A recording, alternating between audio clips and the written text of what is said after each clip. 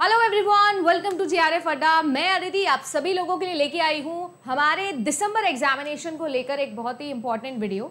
जब से हमारे रिजल्ट्स आए हम सब लोगों ने रिजल्ट्स को सेलिब्रेट किया। जिनका रिजल्ट्स उतना अच्छा नहीं रहा उन्होंने रिजल्ट्स को लेकर एनालाइज किया, समझा कि क्या मिस्टेक या गलती उनकी हो गई थी। और जाहिर सी बात है कि हम सब लोग हमेशा बात करते हैं मूव ऑन करने की, तो मूव ऑन करने के लिए सबसे इंपॉर्टेंट चीज़ होती है कि जो नेक्स्ट पॉसिबल आप लोगों का सपोर्ट सिस्टम है वो है आपकी नेक्स्ट वैकेंसी, नेक्स्ट एग्जाम। तो अगर आप लोग कॉम्पिटिटिव वर्ल्ड के अंदर हो तो it's very very important to understand and to know कि हमारा अगला एग्जाम कब होने वाला है। जितनी जल्दी आप अपनी पढ़ाई पर वापस आओगे उतनी जल्दी आपका मूड ठीक हो जाएगा। और मुझे ऐसा लगता है कि बहुत सारे स्टूडेंट हैं जो इस वक्त वेट कर रहे होंगे दिसंबर वाले एग्जामिनेशन के नोटिफिकेशन की। मैंने कुछ जगहों पर देखा कि नोटिफिकेशन को लेकर वीडियोस बन गए हैं, बट जैसे मैंने बोला भी था कि मैं आपको ये न्यूज़ के बारे में ज़रूर बताऊंगी और मैं दोबारा से ये न्यूज़ आप लोगों के लिए लेके आई हूँ। अभी तक आपका कोई नोटिफिकेशन रिलीज़ नहीं हुआ है तो हम पॉसिबल डेट्स के ऊपर बात करेंगे और क्या टाइम पर होगा भी या नहीं होगा दिसंबर का एग्ज़ाम, इसके ऊपर भी हम लोग चर्चा करेंगे। दोनों केसेस मैं बताऊंगी आपको। ये और बता देती हूँ कि आप लोग जैसे इस वक्त देख सकते हो इकोनॉमिक टाइम्स आप लोगों का जो न्यूज़पेपर है वहाँ की ये हेडलाइन है जिसमें एनटीए 2025 के कैलेंडर के बारे में बात कर रहा है। तो एनटीए जो भी एग्जाम करवाता है जैसे जेई हो गया, नीट हो गया, आपका यूजीसी नेट हो गया, सीएसआईआर यूजीसी नेट हो गया, ये सभी के सभी जो एग्जामिनेशन है इसका 2025 का कैलेंडर रिलीज करने का अनाउंसमेंट इन्होंने कर दिया है। और ये आने वाले 1-2 दिन के अंदर आपको कैलेंडर देखने मिल जाएगा। अब 2025 का अनाउंसमेंट किया है तो जाहिर सी बात है कुछ सोच समझ के ही किया होगा। तो इस पूरे टॉपिक पर आज का हमारा चर्चा रहने वाला है। मैं बात करूंगी कि क्या यूजीसी नेट दिसंबर 2024 टाइम पर होगा कि नहीं होगा। इसके अलावा मैं आप लोगों से बात करूंगी कि मेरे अकॉर्डिंग पॉसिबल डेट्स क्या हो सकती है। अगर आपको जानना है क्या एलिजिबिलिटी है उसके ऊपर भी बात करेंगे क्योंकि थोड़े बहुत यहाँ पर कन्फ्यूजन्स रहते हैं। ओनली पीएचडी इस बार जो नया कैटेगरी 3 आपका इंट्रोड्यूस हुआ है उसका क्या बेनिफिट है, कौन कौन सी नई ऐसी चीज़ें हैं जो यहाँ पर ऐड हुई है, और क्योंकि इस बार का कट ऑफ एकदम आसमान छू रहा था तो क्या कट ऑफ एक्सपेक्टेशंस हैं जो आप सभी लोगों के मन में भी चल रही होंगी, इसके ऊपर भी मैं चर्चा करने वाली हूँ। तो चलिए शुरुआत करते हैं वीडियो की। अगर आप लोग पहली बार मुझे देख रहे हैं तो मेरा नाम अदिति है। मैं पेपर 2 कंप्यूटर साइंस पढ़ाती हूँ जेआरएफ अड्डा पे। पेपर 1 और पेपर 2 के साथ साथ आप लोगों के लिए पूरी की पूरी स्ट्रैटेजी मेकिंग और मेन मोटिव जो मेरा है, जैसे मैंने लिखा भी है, aspiring to inspire, is about कैसे हम इस लर्निंग सिस्टम पर फोकस कर सकते हैं और कैसे हम लोग बेटर कर सकते हैं। अभी आपको बहुत सारी जगहों पर स्ट्रैटेजी देखने मिलेगी, आपको बहुत सारी स्ट्रैटेजी सुनने मिलेंगी। जब हम लोग सफल नहीं होते हैं तो हमको बहुत सारा ज्ञान दिया जाता है, क्या करना चाहिए, ये होना चाहिए, वो होना चाहिए। पर मैं ये कहूँगी अपना समय लो, तो take a deep breath, take a small break and then दोबारा से शुरू करो एक नए मोटिवेशन के साथ। और मेरे को ऐसा मानना है मेरा कि यूजीसी नेट के बच्चे बहुत अडल्ट होते हैं, कई तो हमसे भी उम्र में बड़े होते हैं, तो आपको हमारी ज़रूरत नहीं है ये चीज़ समझाने के लिए या ये मोटिवेशन लेके आने के लिए आपको तैयारी करनी है। मेरा यही मानना है और मैं इंडिपेंडेंट बनाने के लिए ही पढ़ाती हूँ ताकि स्टूडेंट इंडिपेंडेंट बन सके। और हमेशा बोलती हूँ एक लाइन जो आज के बाद हमेशा आप मेरे मुँह से सुनेंगे, that I teach to excel and to make my student excel rather than expect. तो मैं वो एक्सपेक्टेशंस के लिए नहीं पढ़ाती हूँ, वो एक्सीलेंस के लिए हम काम कर रहे हैं। और आप लोगों को अगर ऐसा लगता है कि आपको मेरी बातें मोटिवेट करती है, मेरे साथ आपको पढ़ के अच्छा लगता है, तो ये सारी मोटिवेशन भरी बातों के साथ 22 अक्टूबर को जयपुर के अंदर होने वाला है अपना पहला ऑफलाइन मीटअप हम लोग करने वाले हैं। जितने भी बच्चे जिन्होंने हमको अच्छे रिजल्ट्स दिए हैं, और जेआरएफ अड्डा पे एक चीज़ आपको हमेशा मिलेगी, दैट इज़ ऑनेस्टी। हम कोई फेक डेटा आपको नहीं दिखाएंगे। लगभग ओनली पीएचडी को हटा के अगर मैं बोलूँ तो 800 प्लस 796 मैंने काउंट किए थे परसों के दिन, ये हमारा ओरिजिनल डेटा है नेट का और जेआरएफ का। तो उनमें से बहुत सारे बच्चे ऑल ओवर इंडिया है, तो उनमें से हमने कोशिश करी है कि बच्चों को यहाँ बुला सके, ना सिर्फ जो सफल हुए हैं वो, बट ऑल्सो वो बच्चे जो आना चाहते हैं, मिलना चाहते हैं। हमारी पूरी टीम मिलेगी यहाँ पर सुबह 10 बजे। अगर आप आना चाहते हैं तो आप लोग हमें ज्वाइन कर सकते हो। डिस्क्रिप्शन में आपको फॉर्म भी मिल जाएगा या आप डायरेक्टली भी इस एड्रेस पर पहुँच सकते हो। साथ ही साथ आप लोगों के लिए, क्योंकि दिसंबर का एग्जामिनेशन करीब है, तो दिसंबर को ध्यान में रखते हुए आपके लिए कोर्स है। जून 2025 के लिए भी आप लोग एनरोल कर सकते हो। तो अगर आपका मन है तो आप लोग सपोर्ट नंबर पे कॉल करके इंश्योर कर सकते हो, ज्वाइन कर सकते हो। इस स्कॉलरशिप प्रोग्राम का हमेशा से वेट रहता है। हर बार आप जानते हो कि मैं स्कॉलरशिप प्रोग्राम लाती हूँ रिजल्ट के बाद। तो ये स्कॉलरशिप प्रोग्राम है आपके पास में।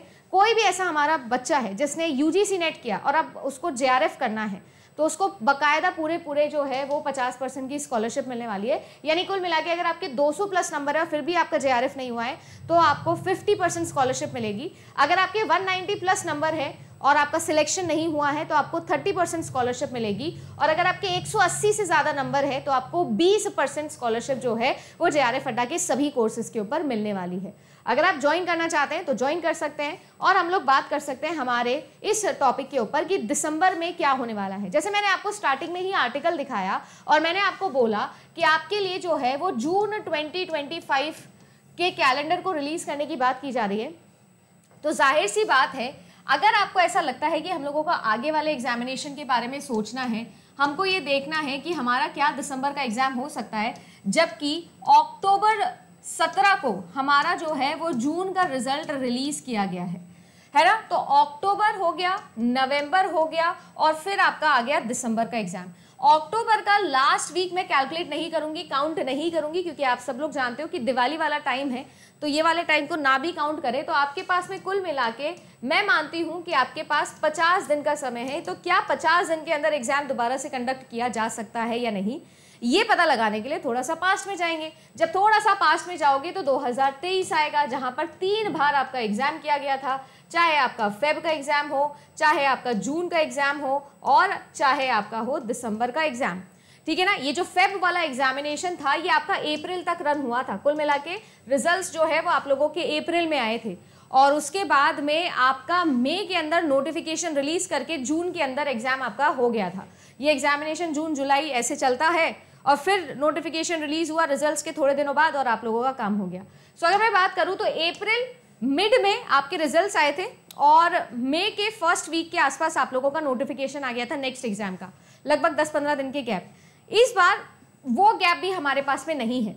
तो क्या एग्जामिनेशन टाइम पर होगा या नहीं होगा, तो देखो मेरे हिसाब से एग्जामिनेशन दिसंबर के एंड में होने की मुझे लगता है कि संभावना है, क्योंकि जिस हिसाब से अभी एनटीए चल रहा है, जून 2025 का कैलेंडर रिलीज करने की नोटिफिकेशंस आने वाली है, तो ये बात आपको बिल्कुल सामने आ जाएगी अगले एक वीक के अंदर।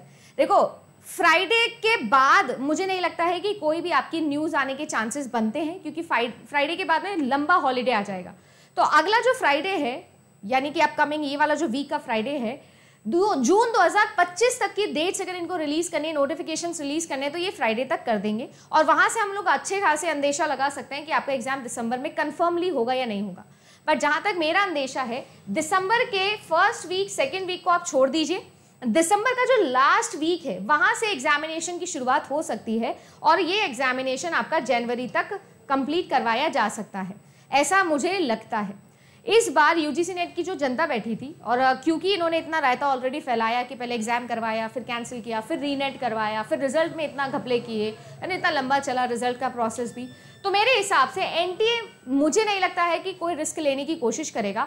अगर इन्होंने यहाँ पर डिले किया तो अगले जो विंटर एंट्रीज है पीएचडी की वो, और जो समर एंट्रीज होगी जून 2025 की, जो अर्ली समर एंट्रीज होती है, वो सब चीज़ें डिस्टर्ब हो जाएगी। तो आई डोंट थिंक ये दिसंबर की साइकिल को बिगाड़ना चाहेंगे। अगर देखा जाए तो वाकई में मानती हूँ, आप अगर ये चीज़, ये डेडलाइन लेके काम करोगे ना कि अगले 50 दिन में एग्जाम हो जाएगा, तो यार मेरे को करना ही करना है तैयारी, तो मेरे हिसाब से आप फायदे में रहोगे। अगर आपका एग्जाम दिसंबर की जगह जनवरी से स्टार्ट होता है, फरवरी से स्टार्ट होता है, तो बढ़िया है, बोनस समय मिलेगा। और क्या ऐसा है कि मैम क्या 50 दिन में हो भी जाएगी, मैं अभी से शुरू करूँ तो हो जाएगी क्या, तो आपको कोई बड़ी बात नहीं है। मेरे पास में ऐसे बहुत सारे बच्चे जिन्होंने अभी नेट क्वालिफाई किया, जो ऑलरेडी जून के अंदर भी एनरोल नहीं किए थे, एक्चुअली में रीनेट से थोड़ा पहले एनरोल किए थे, उन्होंने सिलेक्शन कर लिया, नेट उनका हो गया, ओनली पीएचडी उनका हुआ, और वो दिसंबर के लिए प्रिपेयर कर रहे हैं। तो ऐसे बहुत बच्चे हैं। 18 जुलाई से मैंने कोर्स स्टार्ट किया था इस बार वाला अपना JRF अड्डा पे, और आप लोग देख सकते हो कि तब उन्होंने एनरोल किया था और अभी उन्होंने एग्जामिनेशन को क्वालिफाई कर लिया। तो ऐसा नहीं है 2 महीने या 50 दिन समय कम नहीं होता। अगर आप जेन्युइनली थोड़ी चीज़ें स्मार्टनेस से करो कि क्या पढ़ना है और क्या नहीं पढ़ना है, ये डिफरेंस करते हुए अच्छे से स्मार्ट स्टडी करो, तो मुश्किल नहीं है, मुश्किल नहीं है। मुझे पता है सिलेबस बहुत बड़ा है, मिनिमम आप लोगों को जो है वो 7 से 8 महीने लगते हैं अगर सिलेबस पूरा आप लोगों को पढ़ना है तो। बट येस, मेरे हिसाब से अगर आप अभी भी तैयारी स्टार्ट करते हो तो एक बहुत अच्छा चांस है आपके सिलेक्शन होने का। राइट। अगर मैं बात करूं तो इसके अलावा जो है वो बहुत सारे बच्चों का ये सवाल है कि क्या इसमें एलिजिबिलिटी में कुछ चेंज है या नहीं है। तो देखो बार बार मैं ये चीज़ के ऊपर चर्चा करती हूँ, दोबारा से मैं आपको ये चीज़ समझाती हूँ कि आपके लिए जो एलिजिबिलिटी है वो है आपकी असिस्टेंट प्रोफेसर बनने के लिए, वो है आपके JRF के लिए, और एक एलिजिबिलिटी है अपनी भाई ओनली PhD वाली के लिए भी। इस बार जो है वो ये भी अपना ऐड हुआ है। तो अगर मैं बात करूं तो अगर आप सभी लोगों ने पोस्ट ग्रेजुएशन में, मान लीजिए आप फर्स्ट सेमेस्टर में ही है पोस्ट ग्रेजुएशन के, आपने बस एडमिशन ही लिया है, तब भी आप एलिजिबल हो। अगर आप अपने पोस्ट ग्रेजुएशन के लास्ट सेमेस्टर में हो तब भी आप एलिजिबल हो, और अगर आपका पोस्ट ग्रेजुएशन ऑलरेडी डन है, कर चुके हो, तो भी आप एलिजिबल हो। तीनों के लिए ही आप एलिजिबल हो। हाँ, बस JRF के अंदर थोड़ा एज का आपको ध्यान रखना पड़ेगा कि आपकी जो एज है वो 30 है, और प्लस इसमें 5 इयर्स विमेन कैंडिडेट्स को और सभी के सभी रिजर्व कैंडिडेट्स को जो है वो थोड़ा सा रिलैक्सेशन मिलता है, बट इसके बाद आप JRF के लिए फॉर्म फिल नहीं कर सकते हो। वहीं पर बात आती है ओनली PhD के लिए, तो ओनली PhD की ऐसी कोई अलग से आप लोगों के पास में एलिजिबिलिटी नहीं है, ना तो एज वाइज इन्होंने दिया है, ना ही ना ही इन्होंने पोस्ट ग्रेजुएशन वाइज इन्होंने कुछ दिया है। सही है। अब अगर मैं बात करूं तो इसके अलावा आपको जो चीज़ समझनी है वो ये समझनी है कि ये जो एलिजिबिलिटी है, इस एलिजिबिलिटी का सीधा सीधा लेना देना उस चीज़ से भी है जिन्होंने 4 ईयर डिग्री करी हुई है। मान लीजिए कोई बीटेक किया है, या इसके अलावा आपने कोई भी 4 ईयर डिग्री है ना, इंटीग्रेटेड MCOM आप लोगों ने किया हुआ है, MTech इंटीग्रेटेड किया हुआ है, कोई भी 4 साल की डिग्री आपने की हुई है, तो भी आप एलिजिबल हो UGC नेट एग्जामिनेशन में बैठने के। फर्क सिर्फ इतना आने वाला है कि जिन बच्चों की 4 साल की डिग्री है वो बच्चे अगर नेट भी क्वालिफाई कर लेते हैं तो भी असिस्टेंट प्रोफेसर बनने के लिए एलिजिबल नहीं है।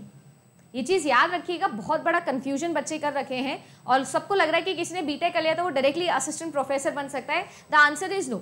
वो सिर्फ और सिर्फ 3rd कैटेगरी के लिए ही एलिजिबल है, वो PhD के लिए ही एलिजिबल है। वो PhD कर लेंगे, उसके बाद वो असिस्टेंट प्रोफेसर बन सकते हैं, और नेट तो वहाँ पर भी उनको रिक्वायर्ड होगा ही असिस्टेंट प्रोफेसर बनने के लिए।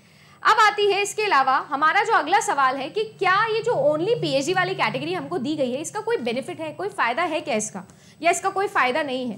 देखो मैंने आप लोगों को बताया था कि आपका जब नोटिफिकेशन रिलीज़ हुआ था कि इस बार जो है कोई भी रिसर्च एंट्रेंस टेस्ट नहीं होंगे अब से, और आपके जो एग्जामिनेशन है वो UGC ही होगा जो सब कुछ डिसाइड करेगा। तो मेरे हिसाब से ये गलत मूव मुझे लगा था, ये मेरा पर्सनल परसेप्शन है, अभी भी मैं मानती हूँ कि ये सही नहीं है। और उसके बाद आप देख सकते हो कितना डिले हो गया, शायद ये ट्रैक पे हो जाए चीज़ें तो कुछ बेनिफिट हमको मिलेगा। बट यस, अगर मैं बात करती हूँ कैटेगरी 3 की, तो पहली बात तो जो मुझे लगता है क्वालिटेटिव फायदा इसका है वो है एक मोटिवेशन वैल्यू। मुझे ऐसा लगता है कोई भी एक स्टूडेंट नॉट सिलेक्टेड देखे अपने रिजल्ट्स में, उससे बेटर अगर वो देख रहा है ओनली PhD के लिए वो सिलेक्ट हो गया है, तो एक मोटिवेशन बना रहता है, उसे उम्मीद बनी रहती है। उम्मीद के अलावा आप देखो कि उसको पूरा का पूरा 1 साल मिलता है PhD के अंदर एडमिशन लेने का अपनी फेवरेट यूनिवर्सिटी में। 1 साल आराम से वो एडमिशन जो है वो अपना ले सकता है PhD के लिए, उसे और कोई एग्जाम देने की ज़रूरत नहीं है, तो बेनिफिट है। नुकसान की बात करूँ तो केवल 1 ही साल मिलेगा प्रपोजल बनाने के लिए, इंटरव्यू के लिए प्रिपेयर करने के लिए, सभी चीज़ों के लिए। और अगर मैं बात करूँ तो आप लोगों के लिए नुकसान ये भी है कि आपको फाइट करना पड़ेगा सभी के सभी बच्चों से जो UGC नेट में बैठते हैं, यानी कि आपका जो कंपटीशन है अगर वो 1 लाख से होता मैक्सिमम, अब वो आपका होगा 11 से 15 लाख के लोगों के बीच में। तो बेनिफिट भी है, नुकसान भी है, तो मेरे हिसाब से तो ये दोनों ही चीज़ें हैं इसके अंदर। आई बात कुछ नए टॉपिक्स इसके अंदर ऐड हुए हैं क्या, सिलेबस में कुछ चेंज है क्या, तो मेरे हिसाब से दिसंबर के अंदर आपको कोई सिलेबस में चेंज नहीं देखने मिलेगा। जून 2025 के लिए आपको चेंजेस देखने मिलेंगे। जून में भी जो भी चेंजेस होंगे 10 से 15% चेंजेस होंगे, इससे ज़्यादा चेंजेस नहीं होंगे। नए टॉपिक्स एडिशन की बात करूँ तो 2021 के बाद में ऑलरेडी नए टॉपिक्स ऐड हो चुके हैं, बस आपको देखना पड़ेगा, आपको पेपर को अच्छे से एनालाइज करना पड़ेगा, प्रीवियस ईयर अच्छे से एनालाइज करने पड़ेंगे। कल रात को 9 बजे मैंने आप लोगों के लिए एक वीडियो बनाया दिसंबर की स्ट्रैटेजी को लेकर, आपने नहीं देखा है तो देख लीजिएगा। कोशिश करिए कि मैं आपको एक ऑनेस्ट अपना रिव्यू दे सकूँ कि कैसे आप दिसंबर को अगले 50 दिन में निकाल सकते हो। फिर बात आती है कट ऑफ एक्सपेक्टेशन की। ये हमारा एक ऐसा पॉइंट है जो मुझे लगता है बहुत सारे स्टूडेंट्स को परेशान कर रहा है। आज ऑफलाइन क्लास ली, वहाँ पर भी बच्चों ने ये चीज़ मुझसे पूछी। इसके अलावा भी बहुत सारे बच्चों का एक सवाल बना हुआ है कि इस बार मैम कट ऑफ इतनी हाई गई थी तो क्या कट ऑफ जो है वो ऐसी होगी नहीं होगी, क्या रखें, दिसंबर में होगा नहीं होगा। एक डर हमारे मन में आ गया है। 218 कंप्यूटर साइंस की कट ऑफ गई है, 238 36 पॉलिटिकल साइंस की कट ऑफ गई है, बहुत सारा नंबर। तो क्या 300 में से 300 लाना पड़ेगा अब सिलेक्शन के लिए। तो देखिए बात ऐसी है, मेरा मानना ऐसा है, मेरा पर्सनल परसेप्शन है। अगेन मैं आपको बताऊं, जैसे जैसे कंपटीशन बढ़ेगा, अवेयरनेस बढ़ेगी तो रिसोर्सेज बढ़ेंगे, है ना भाई। डिमांड बढ़ेगी तो सप्लाई बढ़ेगी। ऑब्वियस सी बात है, जब ज़्यादा लोग तैयारी कर रहे हैं तो ज़्यादा लोग तैयारी करवा रहे हैं, तो availability of the resources, availability of the content बढ़ गया है। तो ऑब्वियस सी बात है, जब कंपटीशन बढ़ेगा, अवेयरनेस बढ़ेगी, तो लेवल ऑफ द एग्जामिनेशन भी बढ़ेगा, और लेवल ऑफ द एग्जामिनेशन भी बढ़ेगा, साथ साथ जो कंपटीशन है अगर वो बहुत अच्छा होता है तो कट ऑफ के इंक्रीज होने के चांसेस बहुत हाई हैं। प्लस अब क्योंकि इनको 3 कैटेगरीज बनानी है, JRF निकालना है, असिस्टेंट प्रोफेसर एलिजिबिलिटी निकालना है और ओनली PhD निकालना है, तो जाहिर सी बात है जब इनको एक ही रिजल्ट को 3 में बाइफरकेट करना है तो कट ऑफ के हाई जाने के चांसेस बहुत है। ऑल तो मैं बहुत शॉक्ड थी, इतने हाई भी नहीं जाने चाहिए थे, बट काफ़ी हाई रिजल्ट्स गए हैं। बट मेरा ऐसा मानना है, मुझे ऐसा लगता है कि आने वाले समय में आपकी कट ऑफ के एक्सपेक्टेशन आप मान के चलिए कि थोड़ा ऑन दी अपर नोड ही रहेगा, थोड़ा हाई साइड पे रहेगा। वैसे बिना एग्जाम कंडक्ट किए हम कट ऑफ ना बात करें तो सही है, क्योंकि एग्जाम के लेवल के ऊपर डिपेंड करता है। बट मेरे हिसाब से एग्जाम के लेवल के साथ साथ कॉम्पिटिशन कितना है, क्वालिटी कंपटीशन कितने लोगों के बीच में है, इसके अलावा रिजल्ट्स जब बनाए जाते हैं तो रिजल्ट बनाते समय 3 कैटेगरीज के अंदर रिजल्ट डिवाइड करना जैसी चीज़ें हैं। तो इस वजह से मेरे हिसाब से आपको डेफिनेटली जो है वो कट ऑफ मान के चलिए आपकी अच्छा होगा। जहां हमें 200 नंबर लाने होते थे 300 में से, मेरे हिसाब से अब आपको अपने 20 नंबर बढ़ा देने चाहिए, यानी 10 क्वेश्चन आपको और बढ़ा देने चाहिए अगर आप लोग प्रिपेयर कर रहे हैं UGC नेट एग्जाम के लिए। तो मैंने कोशिश करी कि मैं ये सारी बातों पे चर्चा कर सकूं। दिसंबर की पॉसिबल डेट्स के अकॉर्डिंग भी मैंने आप लोगों से चर्चा करी। मेरे हिसाब से वर्स्ट केस एनालिसिस करके पढ़ाई करनी चाहिए कि भाई जल्द से जल्द एग्जाम हो जाएगा, ये सोच के पढ़ाई करो तो बेनिफिट में रहोगे, क्योंकि आपको जितना एक्स्ट्रा टाइम मिलेगा वो आपके रिविजन में काम होगा।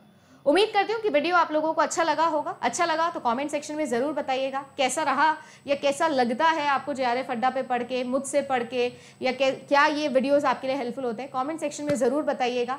सब्सक्राइब नहीं किया तो सब्सक्राइब कर लेना, क्योंकि मैं हमेशा कोशिश करती हूँ कि आपको रियल डेटा बता सकूँ, ऑथेंटिक न्यूज़ बता सकूँ। तो बस अगर आपको जानना है तो वीडियो को लाइक करके, चैनल को सब्सक्राइब करके बेल आइकन ऑल पे क्लिक कर लीजिएगा। और बहुत सारे स्टूडेंट होते हैं जो अक्सर मुझे बोलते हैं कि मैम हम आपको कहाँ पर मैसेज कर सकते हैं। अभी रिजल्ट आया तो सब बच्चे बोले मैम कहाँ मैसेज करें। तो देखो, मैंने पहले भी बोला था, मेरा बहुत टाइम से एक ग्रुप है, मैं पता नहीं छोड़ दिया मैंने इसको प्रमोट करना, but crack net JRF with Aditi करके मैंने एक ग्रुप बनाया था, बहुत बचपन में बनाया था। और अब ये अभी भी यही है, मतलब ज़्यादातर मैं अगर मुझे कुछ बहुत ही अपना पर्सनल कुछ शेयर करना होता है तो मैं इसी पे करती हूँ। वैसे तो JRF अड्डा का ऑफिशियल टेलीग्राम चैनल भी है, बाकी इस पर आप मुझे ढूंढ सकते हो, मुझसे बात अगर आप करना चाहते हो, कुछ मैसेज भेजना चाहते हो तो भेज सकते हो। बाकी ये मेरा इंस्टाग्राम ID है, यहाँ पर भी बहुत सारे स्टूडेंट मुझसे जुड़े हैं, तो अगर आप ज्वाइन करना चाहते हो मुझे तो आप यहाँ पर मुझे फॉलो कर सकते हो। अदिति_JRF अड्डा के नाम से मैंने बनाया हुआ है, यहाँ पर भी आप मुझे पर्सनल DM कर सकते हो आपको अगर मुझसे कनेक्ट करना है तो यही है, आप सभी लोगों के लिए कोशिश करते रहेंगे, ऑनेस्टी और इंटीग्रिटी के साथ में पढ़ाते रहें, मेहनत करते रहें। बाकी बस आप सब लोग ने जितना प्यार सपोर्ट आज तक दिया है उतना ही देते रहिएगा। कोशिश यही है कि टीचर बने रहें, जितना कोशिश है कि बस यही है कि टीचर बने रहें, गाइड बने रहें, आपके लिए मेंटरशिप लाते रहे। यूट्यूबर बनने का कुछ खास शौक नहीं है, बट जो भी आप लोगों ने प्यार दिया है उसे बस ऐसे ही आगे पहुंचाते रहेंगे। धन्यवाद एंड गुड डे।